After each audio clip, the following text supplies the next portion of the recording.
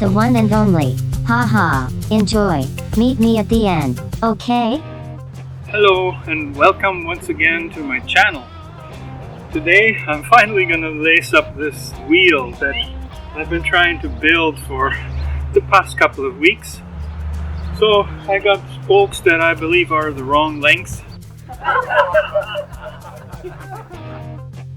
298, 300. Don't ask me how I got there. It was a safari, and literally, but I will post a link to the spoke length calculator that I ended up using. And if you can't hear me very well, I apologize for that. It's a little bit windy here, and I will probably have to do a voiceover. Anyways, let's start. At my valve stem hole here, and I will start with the hole that is next to it on that side.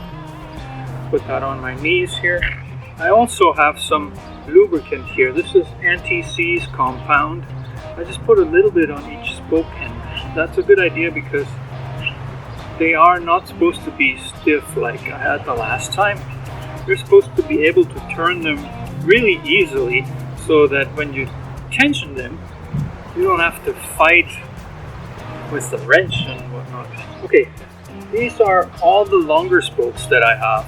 The other ones, I left them on the picnic table. So I'm going to be starting from the outside in on the non-drive side. See, that's the side where I don't have all these spacers. So every other hole gets a spoke right now.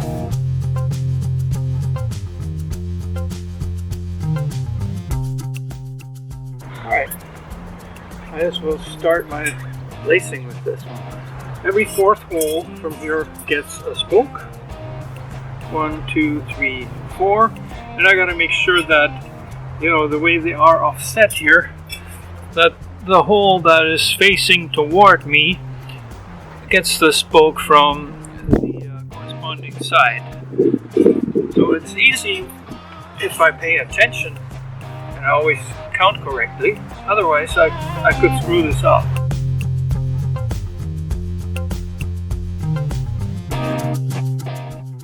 Got to turn this one of two ways, and we got to see which way this doesn't get blocked.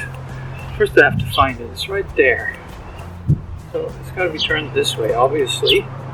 Now I'm going from the inside out. I always cross 3 spokes, so I just put it in any hole, any good hole here. The first crossing is the spoke right next to it. See, I'm crossing this one here, that one, go under this one, and then go in that hole. Something looks off. Once again, 9 spokes are going to be put in the exact same way. This will also complete the non-drive side of the wheel as far as lacing goes. And again, once you got 1 or 2 spokes in there, you cannot really screw this up because it's always the fourth hole, just like before. It's already screwed. Keep watching. It's the first one that matters. You got to get that right.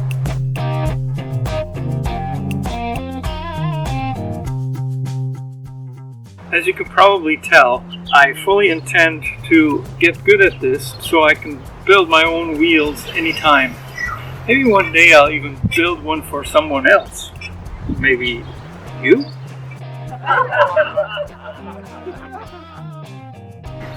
I have to pay attention though.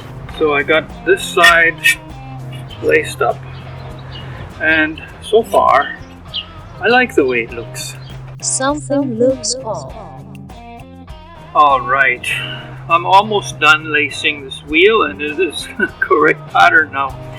I tell you what I did wrong. See, there are holes here. They are not, like they're offset. There's always one for the drive side and then one for the non-drive side. They alternate. Now, when I was doing my 3 cross, instead of checking if the hole that I was using was for the correct side, I just took the next one available. What happens like that is that your pattern is off and then nothing fits.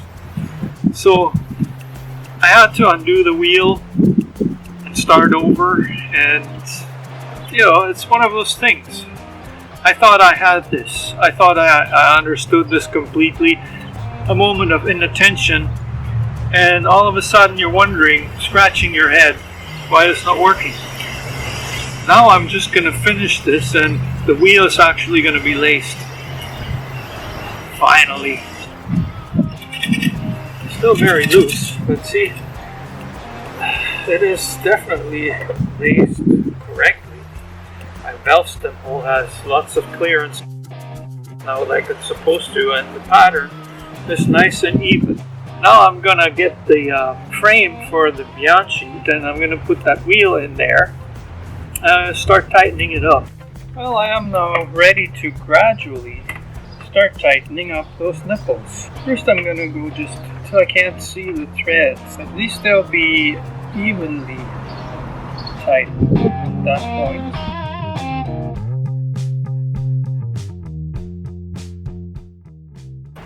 Now it's the question, are they all too long again? Oh no!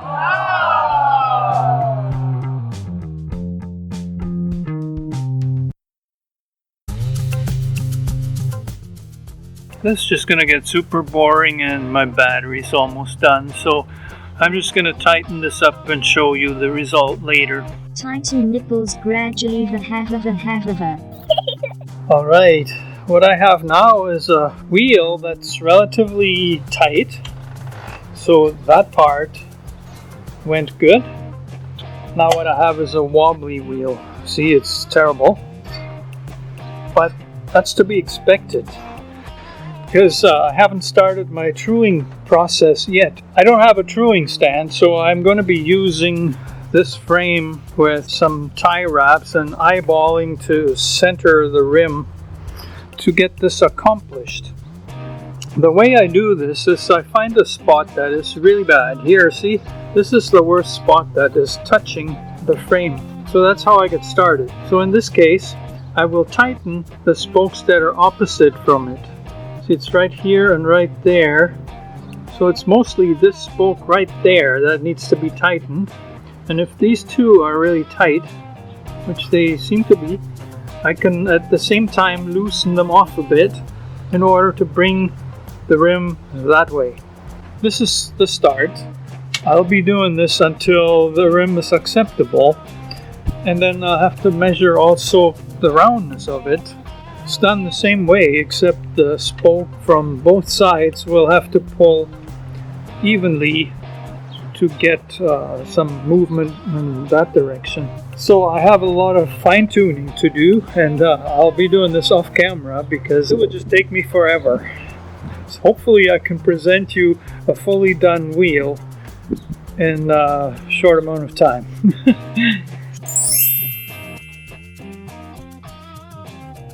Alright, little update here. I am actually getting close to a situation where my wheel is only a few millimeters out of true, and you can still see the wobble. It's also not quite centered, which means I have to kind of try to dish it by eyeballing it. But for the most part, I can say that I'm quite happy with my wheel for a change. So I spent a considerable amount of time truing this wheel that I'm working on, and I could say that right now I'm very happy because the wheel for the most part is within like a millimeter of perfectly true. I can show you what I did here. See, but that is my truing stand. That's not even a wheel yet, George. Okay, of course the wheel is not complete. Well, let's take care of that. See, I have found a really nice spoke protector. This one is metal. It looks much better than plastic. While it might be a few grams heavier, I think this is a better value. It's so noisy out here. Yeah, it's a long weekend and stuff happens. Then I have this 6-speed freewheel used. You can get these brand new for under $20, but I was digging in the parts bins at the local bike shop where I volunteer. I'm gonna have to make a whole list of what this bike actually costs me. Anyways, we're gonna put this on. Screws right on there. Really easy. I don't really have to screw this very tight because when you're pedaling, it actually keeps tightening it. But I have the tool for it, so I'm gonna give it a little twist there. See, there's the freewheel tool. Grab my adjustable wrench here. That's all I need. Give it a little twist. Well, of course, a wheel is not complete without rim tape and a tube and a tire. I got all that. So I'll be putting that on too to show you the complete wheel after it's done. When I told you that I had the rim tape, I kind of lied. What I meant is that I have something that I can use as a rim tape. It would be really simple to put a rubber band on there, but I don't think it's even all that great. So I'm going to show you what I do. See, when I worked in a commercial bike shop briefly a few years back, they were using hockey tape, like sticky tape, to put around the rim when they were in a bind and they didn't have a rim tape. I'm using this, but I don't like the idea of it all sticking to my rim and to my nipples because I still want to be able to turn those nipples if necessary without tearing up the rim tape. So I'm going to try to put it in 2 layers, and I put the first layer upside down. And I put it away from the valve stem because I don't want double layer where the valve stem is because it has to overlap when I get to the end.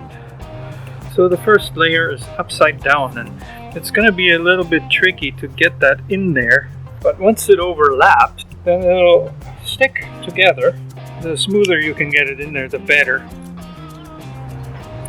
Alright, I think I got this. Now I'm going to cut it, and then I'm going to do it the regular way. Then I put a second layer of the tape with the sticky side down. My truing stand here, while it did a pretty good job, actually better than I expected, it is not perfection or anywhere close, so I will probably end up truing that wheel some more at our community bike shop where I have access to a good truing stand. But at least I got the wheel to a level where I can ride it with confidence.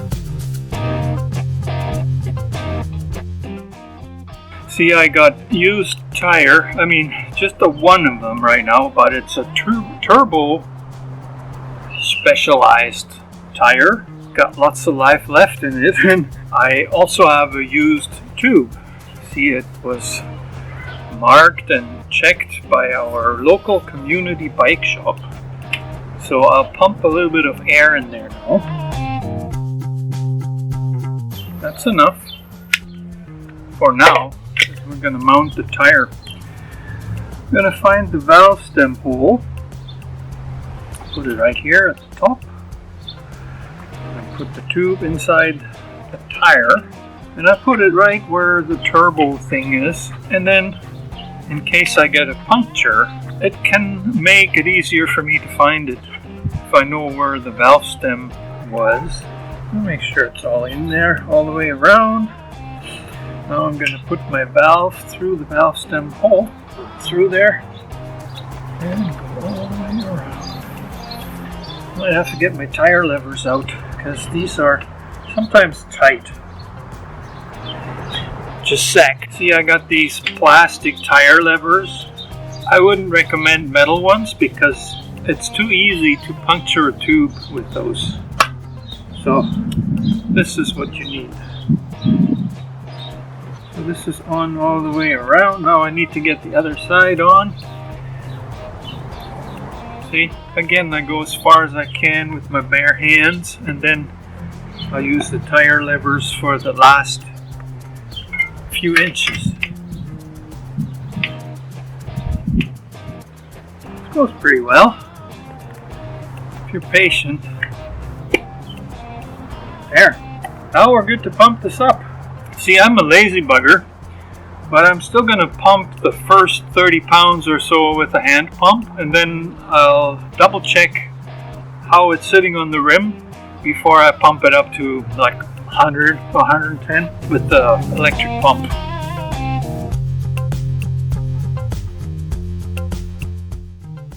And you can hear the ambulance or the police, whatever it may be, again. This is Edmonton, Alberta on a long weekend for you. There's my wheels. Not the lightest. I like steel wheels. I'll be loving this. I'll enjoy riding this. Put on a smile here for my thumbnail. Maybe like this, huh? Okay, the wheel is done. It's complete, it's true, it's round, and it's got 110 pounds of pressure on the tire. Beautiful. I'd love to hop on the bike and ride this thing right now, but as you probably understand, it's nowhere near that. I'm gonna put the wheel on the bike though, because that just gives me pleasure.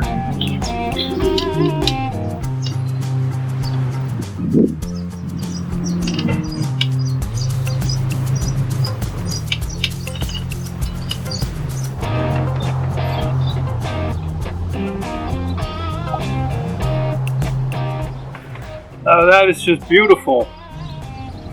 Do you like what you see? That's a wheel, my friends. George, the one and only, built it. Now you need to know what he's up to next. So why not subscribe to his channel and like this video?